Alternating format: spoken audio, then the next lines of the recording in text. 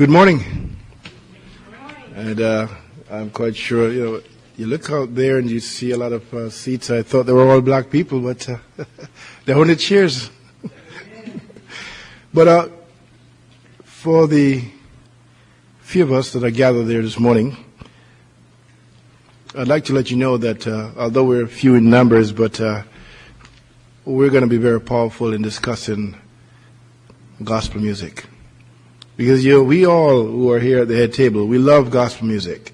We've worked in the gospel music field for a very long time. Some of us as entertainers, promoters, radio and television personalities. So we understand clearly what the entire situation is about gospel music. We know the needs. We have felt the pain, and for some of us, growing pains. And still the music is battling on.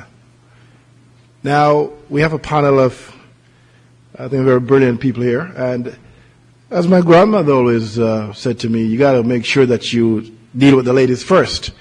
And we have two ladies here. And I want to, first of all, we're going to ask each person to introduce themselves, and we want to start with Miss Peggy Downs.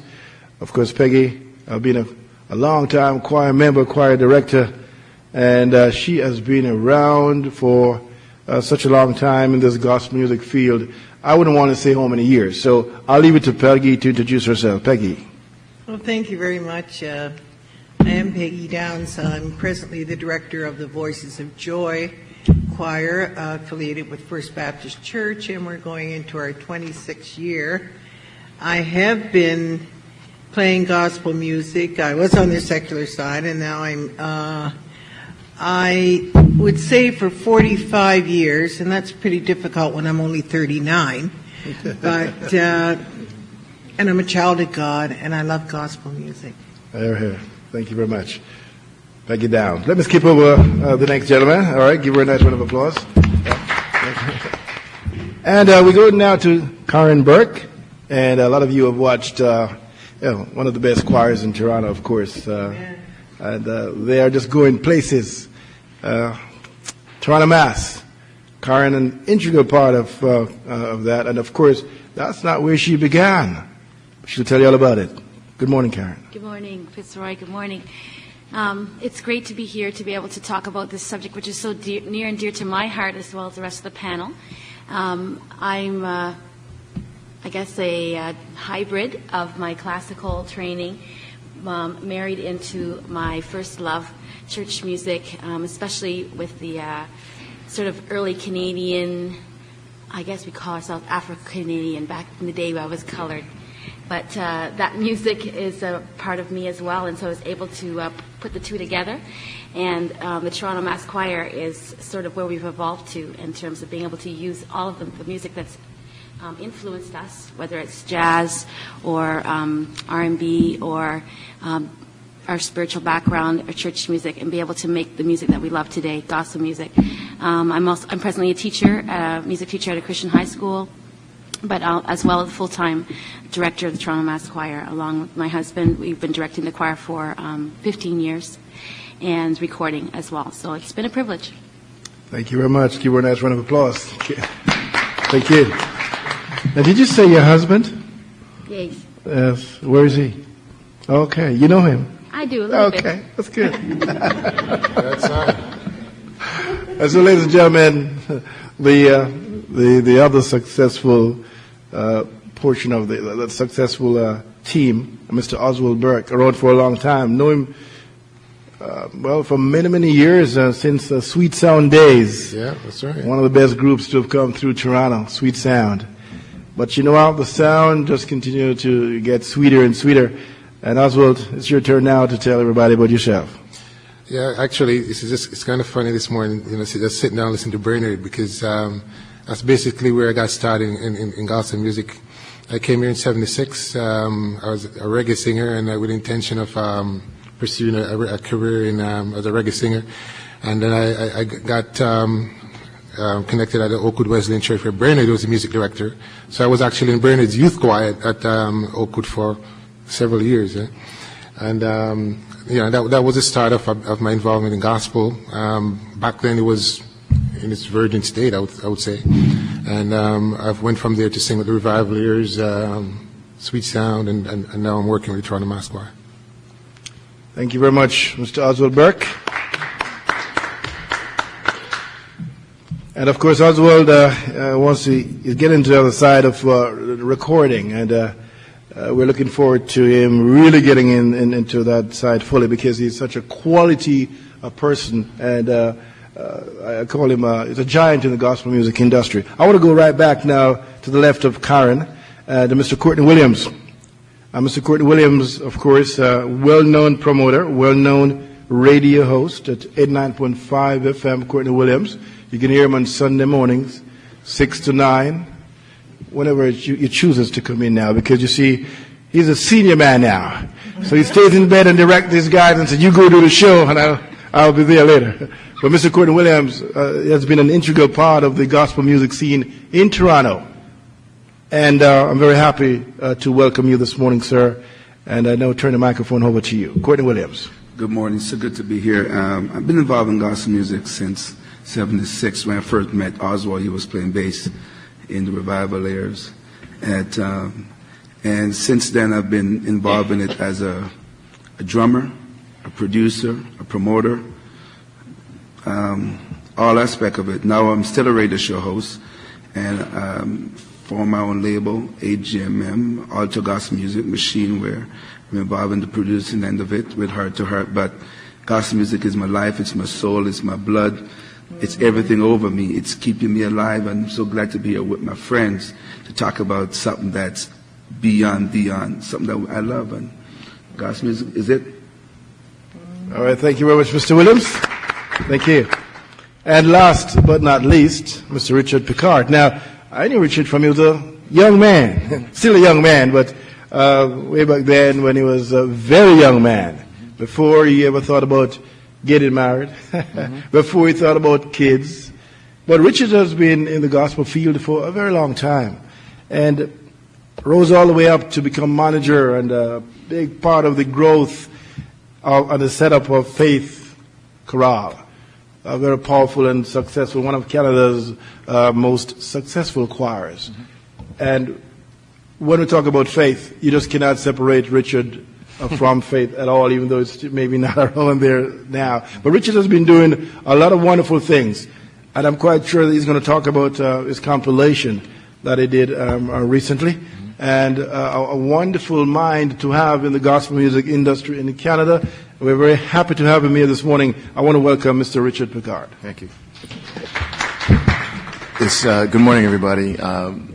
My name is Richard. It's funny that I'm up here with this panel because I'm kind of representing, I guess, the next generation of people who are taking this movement to another level. I've been in gospel music professionally. I've been a Christian all my life, but I've been in gospel music probably since the mid-'80s, early '80s, being a part of the church choir, coming through. And on the professional side, I would like to say probably my first professional venture actually was when I sold tickets for Oswald and Karen for a concert. And we lived in the same community, and I sold tickets, assisted in selling tickets, and that was my first kind of taste of the industry side of things. Moving forward, just had an opportunity to really work with some wonderful groups that have been successful and have afforded me opportunity to learn a lot and to teach others as well. Currently, I am the president of my own company, Michaela Music Group. We do music consultation and artist management for Christian artists. I teach at Canada Christian College Music Business and producer, event promoter. Pretty much anything that needs to get done in this industry, we all at some point find ourselves doing it in order to make sure that the word gets through to the people via music. So it's a pleasure to be here, and hopefully we'll be able to share a lot today. Thank you very much. Nice round of applause for Richard. And for me, I am Fitzroy Gordon. They call me Dr. Love. And this is for a good reason, though. I am a I've been involved with gospel music for a very long time. In 1985, I started a music awards called the Marja Awards, and we did it for quite a few times. I'm quite sure there are a lot of musicians still with their plaques or their awards still on the table. I remember Peggy Downs, one of the first to have really participated in the Marja Awards, and the Marja Awards is back this year. Because we believe that Toronto needs to have a gospel music awards. It's a big city, and it's a shame that we don't have one. So I have been, hit left, right, and center everywhere I go. When are you going to bring the awards back? And so the answer, when, is now, this year. December 2003, the Marja Awards will be back in Toronto. We've also started what we call a gospel a song competition, to ensure that Canadians will start to write their own music. Because a lot of times, we find out that people are just singing the American music now. I've been to concerts where three performers turn up with the same songs. And recently it's, I got my mind made up and I won't turn back. Oh, wait a minute. I heard that one before. I hear it again. I hear it again. I want people to start writing their own material because Canadians are brilliant people. We can write, we can produce. I don't see why we should keep copying the Americans. There's American Idol, no, there's Canadian Idol. We want to be the trendsetters. And so we have decided to have the song competition this year along with the Marja Awards. I'm also a broadcaster with Chin Radio. I'm also with the Fan 590 as a sportscaster and the international sports correspondent for the Score television. So I'm doing quite a bit of things, and I've written for the Toronto Sun as a columnist for many years. But now I'm going back to my roots full time, which is gospel music. And I'm very happy to be here today. And I hope that as we discuss matters regarding black music, and in particular for us, gospel music, that we all will learn something, we'll participate, and when it gets on the internet or wherever it's going to be published, those who will be looking on will learn a lot from what we will say here today. I thank you very much. Give yourself a nice round of applause for coming. Yes, very much so. All right, so we're going to begin this morning to talk about gospel music, because that's what we're here to talk about. Now, I want to know, we talk about 1976, when Oswald talked about 76, Courtney spoke about that time. Richard talked about what he sold ticket for concerts. Peggy has been around with our choir for so many years. Now I want to begin by asking, Courtney's on the radio on a regular basis. I want to start with him. Now, Courtney, when you started at your radio program, Gospel Music, at CIUT, at that time, the gospel music industry was not as large as now. Have you seen any changes for the better since you began? Yes, I've seen a lot of changes for the better. One of the changes I've seen is recordings.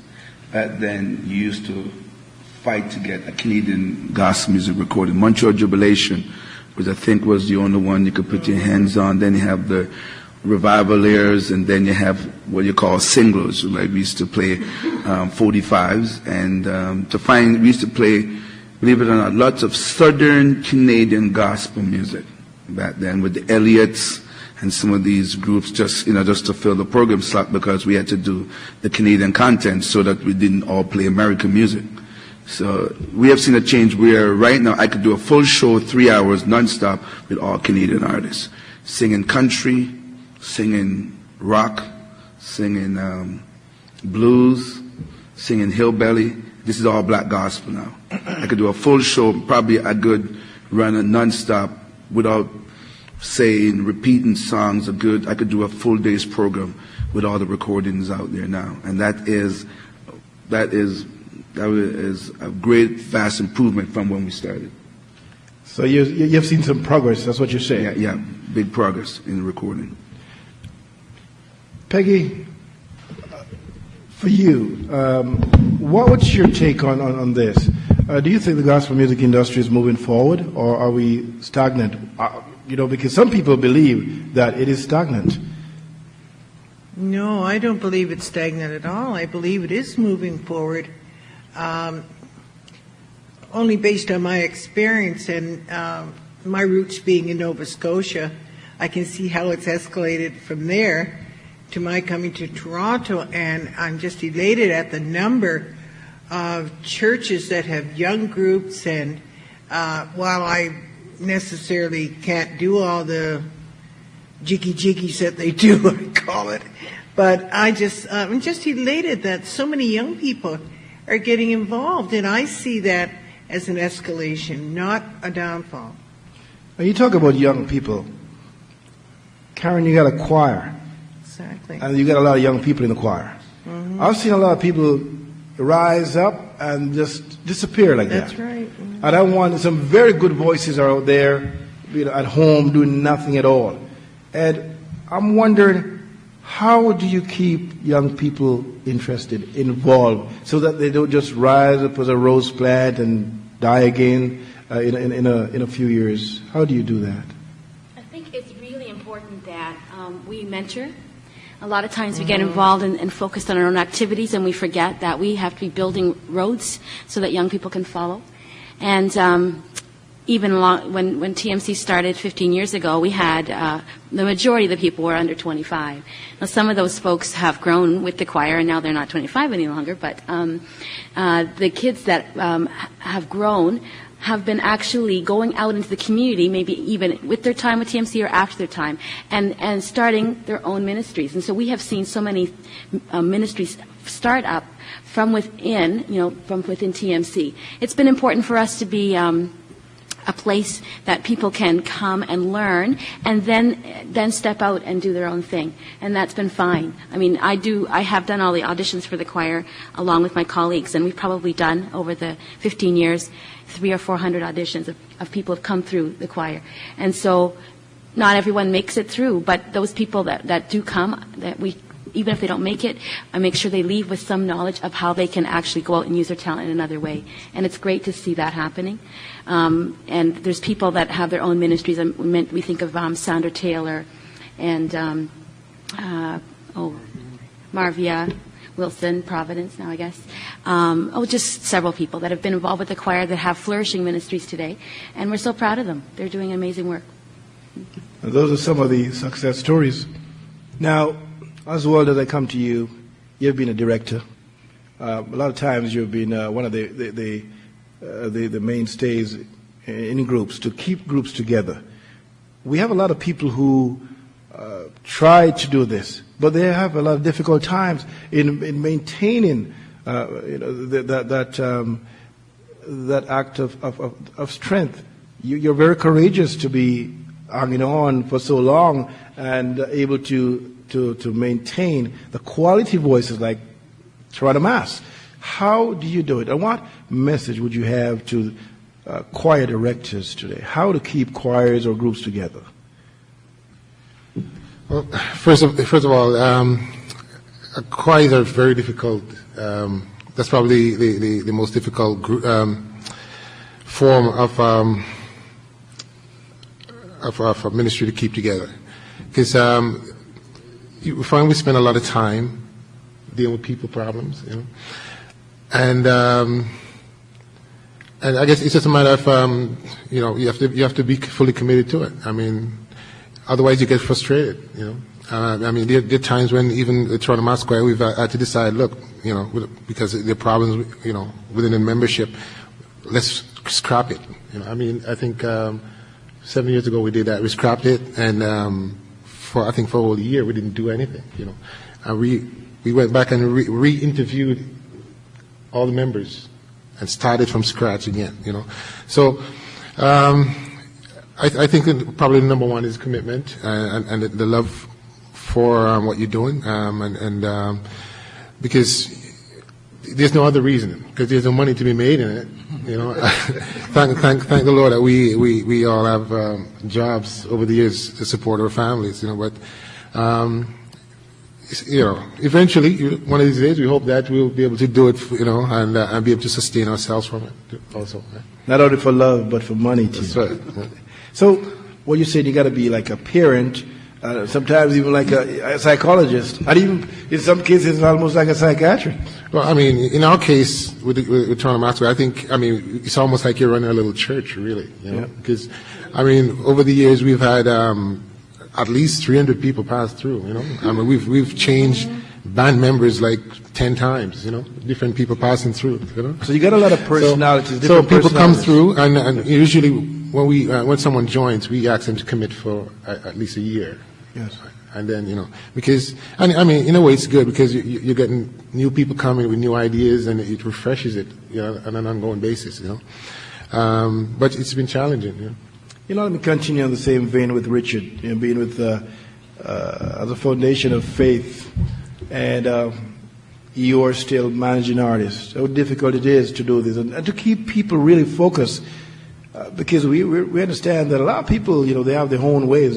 They'll come into the choir and they want to tell you how to run the choir. All right. And that causes a lot of problem, and you have to keep changing people over and over. How do you do that and still maintain the same quality within your organization? Well, for me,